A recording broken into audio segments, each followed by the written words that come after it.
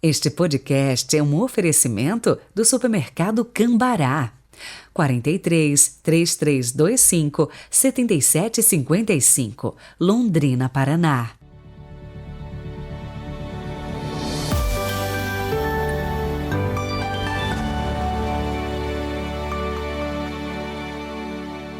Olá, mais um dia na graça de Deus, trilhando os caminhos aí da nossa história e fazendo história, inclusive, como protagonistas do nosso tempo. Tudo é graça, como dizia Santa Teresinha. E aí, prontos para tudo o que vai acontecer nesta terça-feira, 4 de janeiro de 2022? Hoje a liturgia traz a multiplicação dos pães. A propósito, o Papa Francisco, durante o Ângelus, na Praça São Pedro, em Roma, no dia 25 de julho do ano passado, se referindo àquele menino que no Evangelho deu os 5 pães e os 2 peixes, disse o seguinte: os discípulos pedem que partilhe tudo o que tem para comer. Parece uma proposta sem sentido, aliás, injusta. Por que privar uma pessoa, sobretudo um menino, do que trouxe de casa e tem o direito de reservar para si? Por que tirar a uma pessoa o que não é suficiente para alimentar toda a gente? Humanamente é ilógico. Mas para Deus não. Pelo contrário, graças a esse pequeno dom gratuito e, portanto, heróico, Jesus pode dar de comer a todos. Para nós é um grande ensinamento. Diz-nos que o Senhor pode fazer muito com o pouco que pomos à sua disposição, disse o Papa Francisco.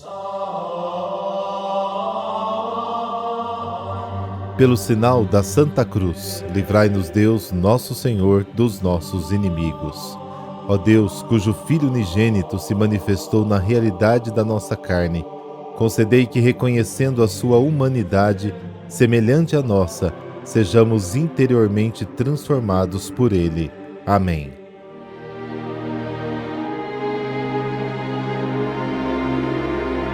Marcos, capítulo 6, versículos de 34 a 44. O Senhor esteja convosco, Ele está no meio de nós. Proclamação do Evangelho de Jesus Cristo segundo Marcos. Naquele tempo, Jesus viu uma numerosa multidão e teve compaixão, porque eram como ovelhas sem pastor. Começou, pois, a ensinar-lhes muitas coisas. Quando estava ficando tarde, os discípulos chegaram perto de Jesus e disseram: este lugar é deserto e já é tarde. Despede o povo, para que possa ir aos campos e povoados vizinhos comprar alguma coisa para comer. Mas Jesus respondeu: dai-lhes vós mesmos de comer. Os discípulos perguntaram: queres que gastemos 200 denários para comprar pão e dar-lhes de comer? Jesus perguntou: quantos pães tendes? E de ver. Eles foram e responderam: 5 pães e 2 peixes. Então Jesus mandou que todos se sentassem na grama verde, formando grupos. E todos se sentaram, formando grupos de 100 e de 50 pessoas. Depois Jesus pegou os 5 pães e os 2 peixes, ergueu os olhos para o céu, pronunciou a bênção, partiu os pães, e ia dando aos discípulos para que os distribuíssem. Dividiu entre todos também os 2 peixes. Todos comeram, ficaram satisfeitos e recolheram 12 cestos, cheios de pedaços de pão e também dos peixes. O número dos que comeram os pães era de 5.000 homens. Palavra da salvação, glória a vós, Senhor.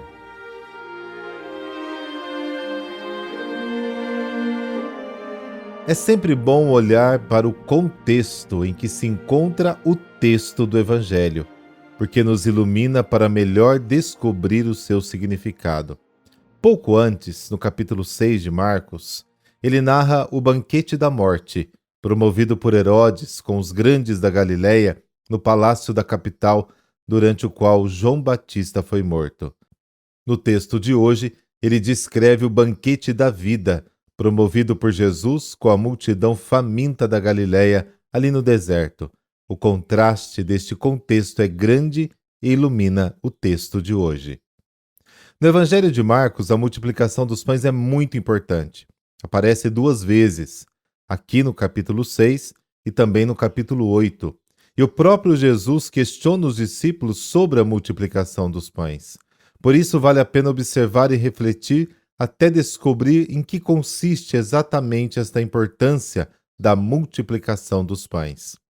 Jesus convidou os discípulos para descansar um pouco em um lugar deserto. A multidão percebe que Jesus foi para outra margem do lago, vai atrás dele e chega primeiro. Quando Jesus, ao descer do barco, vê aquela multidão que o espera, se entristece, porque eram como ovelhas sem pastor. Essa frase evoca o Salmo do Bom Pastor, Salmo 22 ou 23. Diante das pessoas sem pastor, Jesus se esquece do descanso e começa a ensinar. Passa a ser pastor. Com suas palavras, ele dirige e guia a multidão no deserto da vida, e assim a multidão poderá cantar: O Senhor é meu pastor, nada me faltará. O tempo passa e começa a escurecer.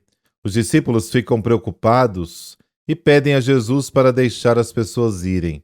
Dizem que lá no deserto não é possível encontrar comida para tanta gente. Jesus diz: Dai-lhes vós mesmos de comer. Mas eles se assustam. Quer que a gente vá comprar pão com 200 denários, ou seja, os salários de 200 dias? Os discípulos procuram a solução fora da multidão para a multidão. Jesus não busca a solução fora, mas no interior da multidão e pergunta: Quantos pães você tem? A resposta é 5 pães e 2 peixes. Não é muito para muitas pessoas. Jesus ordena que a multidão se sente em grupos e pede aos discípulos que distribuam os pães e os peixes. É importante observar como Marcos descreve o fato.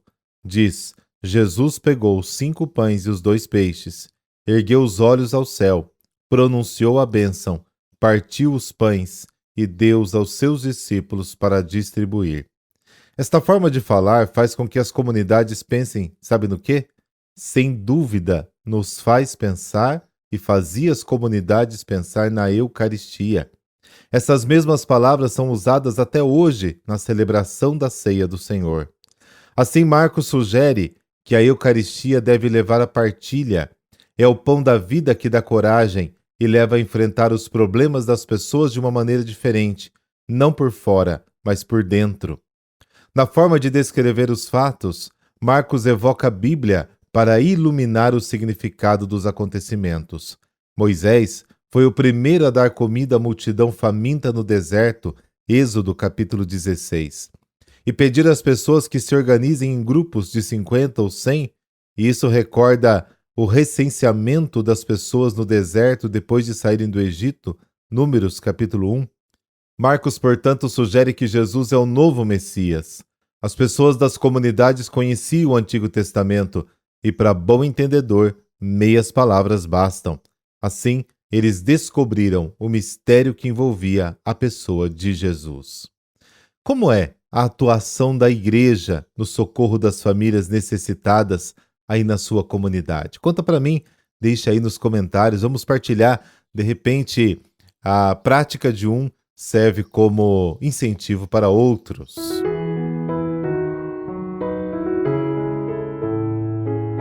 Santa Ângela de Foligno. A história de Santa Ângela é emocionante. De uma mulher despreocupada, tornou-se uma grande mística cristã. A menina nasceu em Foligno, perto de Assis, no ano de 1248. Ainda muito jovem, casou-se com um nobre e passou a levar uma vida ainda mais confortável, voltada para as vaidades, festas, recreações mundanas. Assim viveu até os 37 anos, quando uma tragédia avassaladora mudou a sua vida. Em pouco tempo, perdeu os pais, o marido e os filhos. Entretanto, diante da tragédia, Ângela soube recuperar esperanças perdidas e encontrou em Deus o conforto espiritual. Sozinha, sem família, fez-se religiosa, doando tudo o que tinha para a Ordem Terceira de São Francisco, trocando a futilidade por penitências e orações. Admiradora de São Francisco de Assis, ela procurava imitá-lo na pobreza e no serviço aos irmãos. Foi agraciada com dons místicos, sentindo na carne toda a força do amor de Jesus Cristo. Suas experiências tornaram-se livros de espiritualidade profunda, sendo usados para a formação espiritual de religiosos e leigos. Morreu no dia 4 de janeiro de 1309, sendo enterrada na igreja de São Francisco em Foligno, na Itália.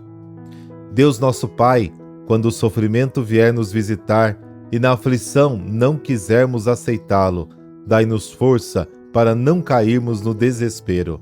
Pela intercessão de Santa Ângela, conservai viva e inabalável a nossa esperança. Por Cristo nosso Senhor. Amém.